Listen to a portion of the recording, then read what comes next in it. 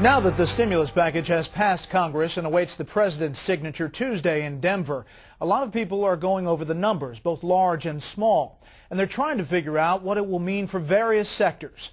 Tonight, Chief Washington correspondent Jim Angle looks at what the stimulus will do for small business and ordinary workers. Considered, made, and laid upon the table.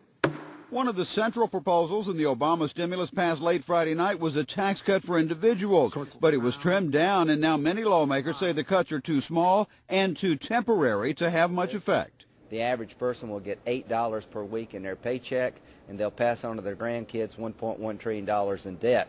We created more new government than we did jobs. And many fear $8 a paycheck won't be enough to encourage taxpayers to go out and spend. And since 2/3 of the economy is consumer spending, that is key to an economic revival. The stimulus plan would only give tax cuts of $400 for individuals, $800 per couple in each of the next 2 years. But Democrats argue that's better than a stimulus under former President Bush last spring, which gave taxpayers a lump sum refund.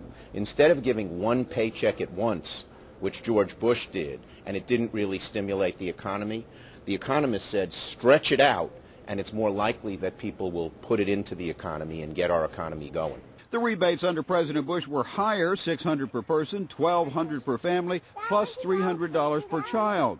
But analysts say a majority of taxpayers took the lump sum rebate and either saved it or paid down debt.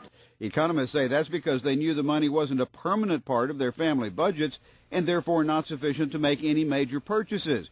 But will $8 a week unleash any more spending than the lump sum of $1,500 or more that taxpayers got last year? With regard to how much of the tax cut is going to be spent for individuals, the White House, I think, is assuming that people are going to behave as if that tax cut is permanent, and I doubt that will be the case. That's one of several reasons Mark Zandi predicts the Obama stimulus will create fewer jobs than the 3.5 to 4 million the White House predicts. By my estimate, it will add 2 to 2.5 million jobs, more than would be the case without stimulus by the end of 2010.